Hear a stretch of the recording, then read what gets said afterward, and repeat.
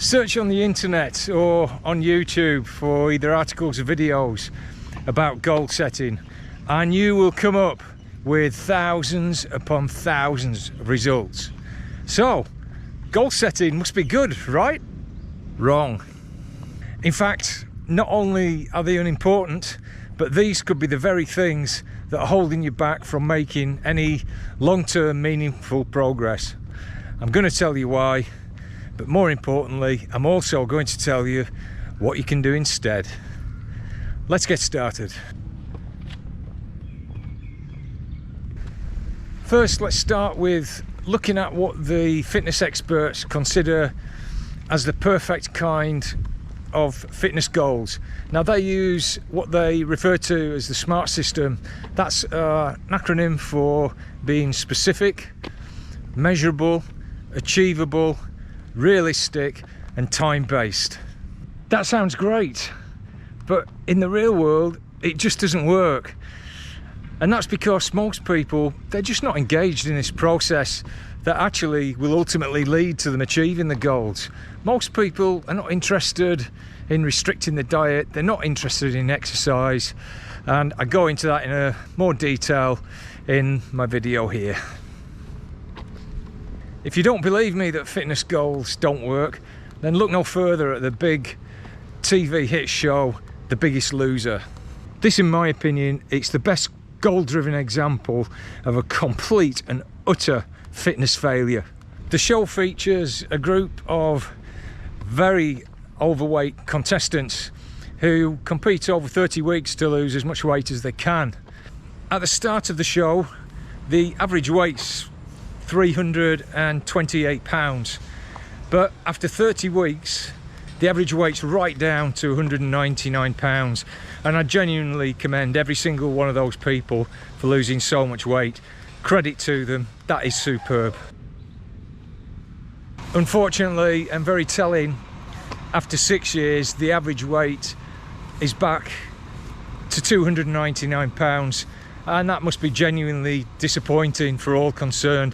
But frankly, I'm not surprised, and I also wouldn't be surprised if they go back 6 years and then weigh them again.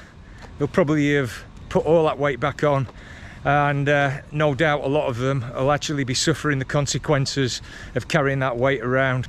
You still think you can set yourself a few fitness goals and everything's going to be okay? So what's the problem, and why are so many people employing these kind of methods doing so badly in the longer term? This is something that I think's at the very core of what's wrong with goal setting. It's something that's ignored or misunderstood by most fitness instructors, gurus, or associated fitness maniacs. They really don't get it, they don't understand its importance. But more telling, there's very few who incorporate any kind of psychology whatsoever into their fitness programs. It's because the fitness community, it's like a tiny bubble, like an echo chamber, and they pretty much all have the same kind of way of thinking. They're a highly motivated bunch of people, and they think that how they approach exercise, how they see it, how they feel about it is going to be the same for everyone. And clearly that's just not the case. Their view of exercise is it's something that's a lot of fun, and they think that they can convert you to their way of thinking with a few lat pull-ups, a few lateral raises, and a hastily cobbled together fitness program. This is a completely failed way of thinking, running on the assumption that everyone shares the same passion for fitness and exercise that they do. Just look again at the contestants of The Biggest Loser. That's perfect proof of this simply isn't the case. It's madness. If you're still here, it'd help me out tons if you could subscribe. If you haven't already done so, hit the notification bell and press that like button. Let's now dig a little deeper into goal setting.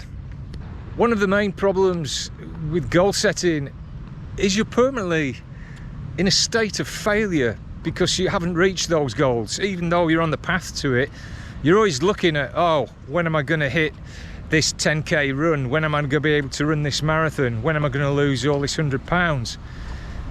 And because of that, you live in a state of frustration,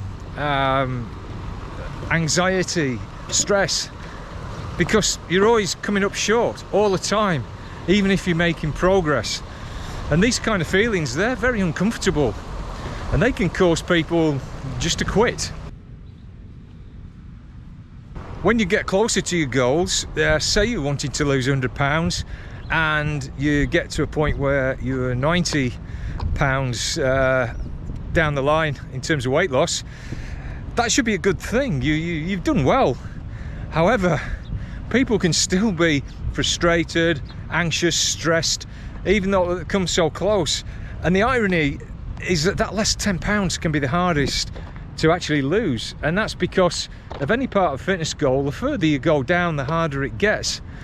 Also, people can set unrealistic, beg your pardon, expectations, so they may never reach them, and then they just end up in a permanent state of failure, and again they'll give up.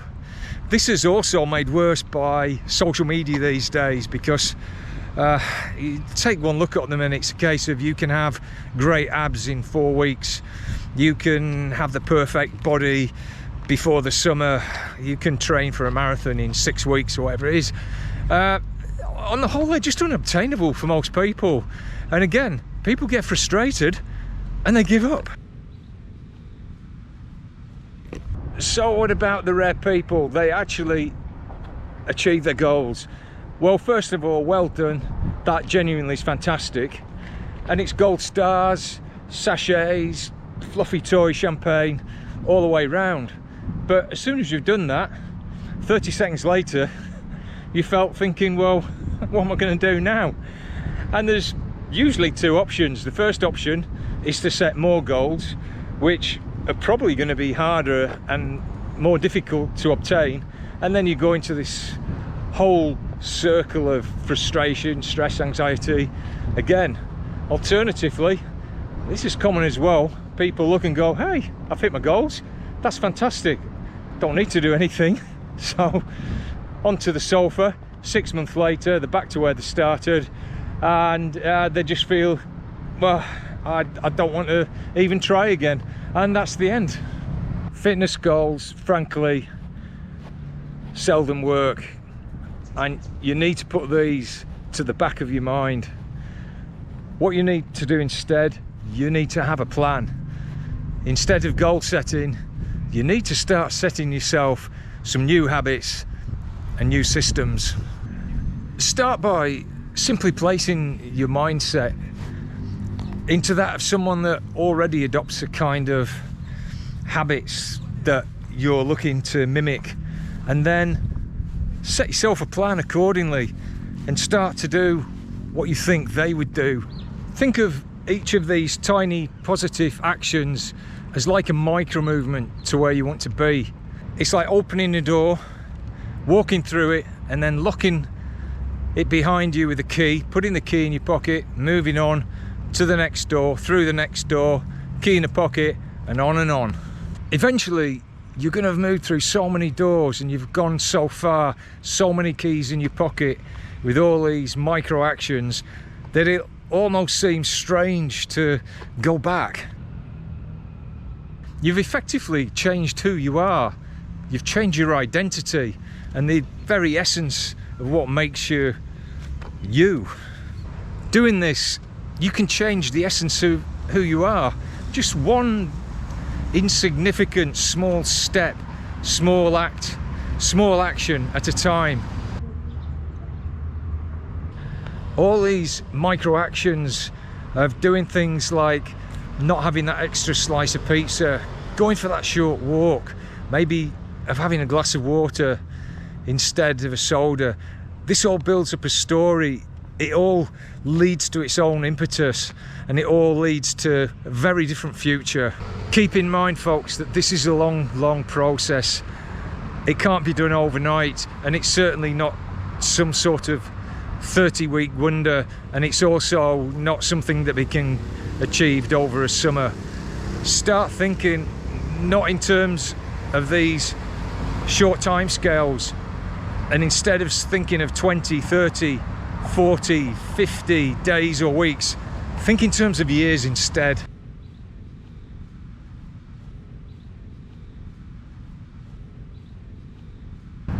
This isn't the time here to consider the array of options you have for fitness planning. That honestly will come later. But whatever you decide to do, please make sure it's enjoyable, and whatever you do, don't make it over ambitious. Choose something that you feel you can do and that you're not going to give up at the first hurdle. If you don't know how to kick things off, I'd suggest walking for 20 minutes every day or 150 minutes in a week. I think this is a great way to begin, and it's got a lot of benefits, which again I go into in the video here. There's no quick fix for sustainable health and fitness, and if this is your only takeaway from this video, it's honestly not been a waste of time. Follow the process, follow the habits, follow the systems, but please forget about goal setting. Take care.